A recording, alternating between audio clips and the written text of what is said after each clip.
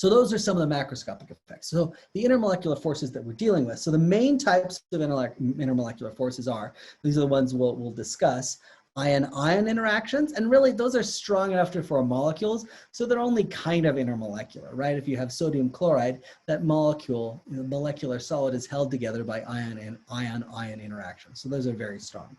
Ion-dipole interactions, dipole-dipole interactions, hydrogen bonding, London dispersion reactions. And all of these are driven by Coulombic interactions. So even though we classify these into these different categories, fundamentally, they are just reflections of Coulombic interactions. That's what you've got on a molecular scale. You've got protons with electrons around them. You know, we got strong forces holding together the nuclei, but in terms of the chemical behavior, the electrons interacting with the nuclei, it's all Coulombic forces. So all of these are caused by Coulombic forces, but they manifest themselves in different ways. Okay, so fundamental question forces, where are the electrons? If you know where the electrons are, you'll understand the intermolecular interaction. So ions, remember, are permanent plus or minus unit charges. Dipoles, and we talked about this a little before, where we're dealing with polar molecules, zero charge overall, but the charge separation, but there is charge separation due to unequal sharing of electrons and bonds, and measured by electronegativity. That's how we can see, who's pulling the electrons away. And so you have molecules that have partial positive and partial negative sides. So those are weaker than ion charges because they're only partially charged, and the positive and negative things are close to each other. But if they're lined up right, then you get some moderate attraction.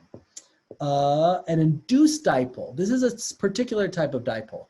And this could happen in a nonpolar molecule, a molecule that, ethane, C2H6, where you have very little electronegativity differences. But if you have an ion or dipole nearby, you bring some positive charge by, and the electron cloud around the molecule is a little jelly-like. If it's a positive molecule, it'll pull some of the electron cloud towards it, and that will result in a lack of electrons on the other side. These are transient effects. They're not as big as dipole effects, but you get them. It's an induced dipole because you're inducing the creation of a dipole by having a charge or a dipole nearby. So yes, you can imagine they're not as strong because you have to pull the electrons away to create that dipole, but you definitely see them. And the bigger the molecule, and the less tightly they're held around, the more easily that cloud can be distorted. Okay, so those are where the electron is on the molecule and how it matters. Ion-ion forces, we already talked about. Around 1,000 kilojoules per mole binding force, just with +1 and -1. You get solids. Again, is it an intramolecular interaction? It depends on your definition. It's not covalent. It's not covalent bond. It's all electrostatics. But is it intermolecular? Is it bond? Whatever. It's semantics. Nature doesn't care what you call it. It just knows that sodium chloride likes to form a big clump there. Okay. Ion dipole forces. So the best example is salts dissolved in water. So they are moderately strong. If you have enough ion dipole forces like salts in water, then you can get a lot of dipoles around that ion, and that can, in some cases, as we've seen looking at solubilities, it can actually be enough to overcome ion-ion forces. So if you have enough of those, you can get enough water molecules around your ion, then those can be even as strong as ion-ion forces. So they're somewhat less strong, but still pretty strong because you've got a full positive charge interacting with that partial negative charge. There's a decent amount of energy there. Yes, so dipoles, remember from dipoles, we're just looking at dipole-dipole interactions. You get them because of separated positive and negative charge, and we've gone over this before. Something like hydrogen chloride, the chlorine is more electronegative, there'll be more electron clouds over there. And a molecule like ammonia, if it's not just a single line, then you can look at sort of the vectors of charges being pulled, and we can see that one side of the molecule, the nitrogen side, will have more electrons, the 3 hydrogen side will have fewer, and so there'll be a dipole there. So ammonia has dipole-dipole interactions, and therefore ammonia has a fairly high boiling point compared to other, like H2S. Which actually does have a dipole, but not as much of a dipole. So dipoles depend on the geometry as well. So carbon tetrachloride, if you recall, doesn't have any overall dipole, but chloroform, which is 3 chlorines and 1 hydrogen, does have a total net dipole. So yeah, so in that case, there is a dipole. It does have the potential to form polar interactions.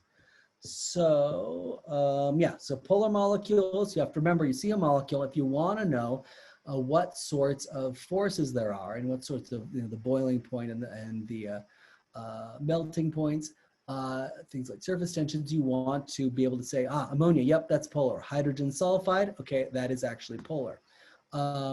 Whereas something like xenon difluoride is going to be nonpolar because there's no net polar interactions. Boron trifluoride, again, although the fluorine is very electronegative and it's pulling as much electron density as it can away from the boron, those the directions of the pulling cancels out, and there's no net overall dipole. So yeah, dipole forces. So something like acetone is a liquid at room temperature. It's fairly volatile, so its boiling point is somewhat low, but it's still it's still a liquid. Those dipole forces are important. The carbon side has a it's indicated up here by sort of blue here as a lack of charge, a lack of electrons. Over on the oxygen side, there's excess of electrons, and they just sort of line up like that. And when they line up like that, you get interactions, you get dipole forces, you get stabilization of the molecule in liquid and solid phases. So there's one other version of dipole Interactions, which is much stronger than others. It's so strong that there may be some covalent character there. It behaves in a very interesting way, and that is the hydrogen bond. So what is a hydrogen bond? So if I have an H atom that's bonded to a very electronegative atom, basically N, O, and F. I mean, Cl is also, Cl is not quite, it's complicated, but those interact, even though Cl is fairly electronegative, it doesn't occur because of the large size of chlorine. There's a lot of electrons swishing around. So it's really a very electronegative atom, specifically on the second row. So really it's only N, O, and F in almost every common case. So an H atom bonded to N, O, and F. So if it's very electronegative, what happens is that oxygen is almost entirely stripped of its electrons. It has very few electrons remaining. If you think back to molecular orbital theory in hydrogen fluoride, if you look at that diagram, you can see that that orbital that the hydrogen bond is going into is very close to the 2px of the fluorine, and so it has much more fluorine character. So you're almost totally ripping that H away. Not entirely, because it's still covalently bonded, but that H has not many electrons around it. It has a weak electron density around it. So it's this bare, and that similar things happen with oxygen and nitrogen. So it's sort of this bare hydrogen. Okay, so that's the first criteria.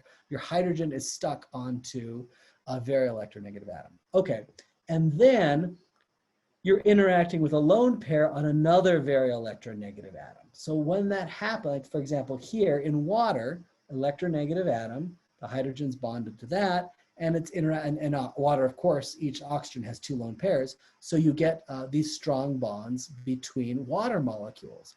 And this strong bond in water molecules is one of the reasons why water is such an amazing fluid and stays, even though it's very small atoms, that stays liquid at such a high temperature.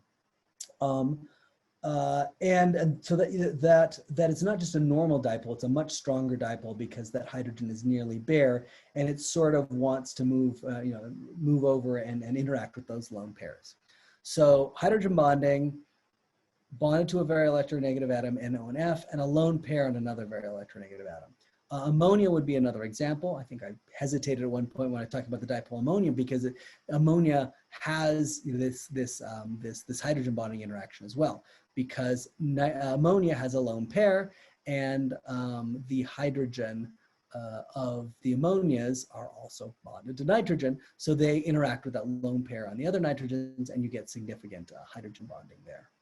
So yeah, it's stronger than any other dipole, and it's perhaps the most chemically and biologically important type of intermolecular force.